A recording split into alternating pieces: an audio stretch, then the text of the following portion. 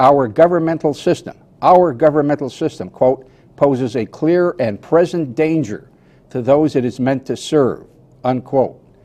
And then you go on to say, or you've said actually just slightly before in connection with the same point, quote, the Congress is a haven for narcissistic hacks for whom self-promotion and self-preservation take precedence over serious engagement with serious issues, unquote. And you also say, no one, and this is a quote, no one today seriously believes that the actions of the legislative branch are informed by a collective determination to promote the common good. For this very reason, periodic congressional efforts to curb abuses of presidential power are mostly for show and mostly inspired by a desire to gain some partisan advantage, unquote. Now, I think all of that is correct.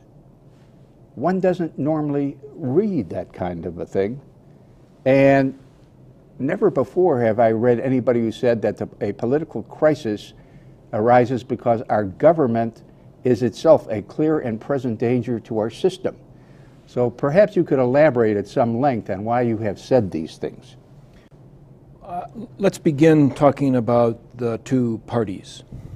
I think that might be a good way to kind of get at the subject. I think the first point would be to acknowledge the significance of the fact that politics in our country is monopolized by these two parties, that there is no meaningful third choice, third point of view, anything that really that does not fall within what's the accepted views of the Republican or Democratic Party is basically viewed as heresy. It doesn't count, doesn't get a serious hearing.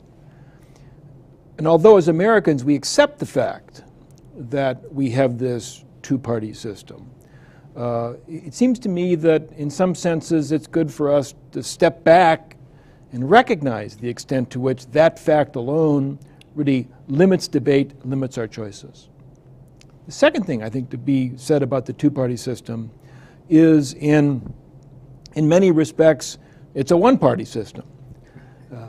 Granted, to listen to Republicans talk about Democrats, to listen to Democrats talk about Republicans, if you take their rhetoric at face value, you would reach the conclusion that these two parties are polar opposites, that they believe in fundamentally different things.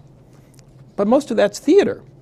The truth is that the similarities between Republicans and Democrats on very important issues are far more important in determining the substance of our politics than the differences. And in that sense, the two-party system really becomes a one-party system.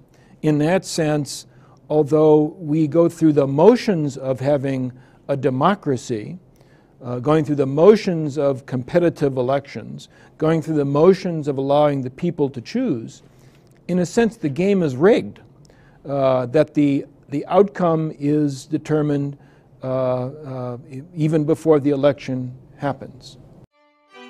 This excerpt is brought to you by the Massachusetts School of Law, the leader of reform in legal education and a leader in multimedia education for the public.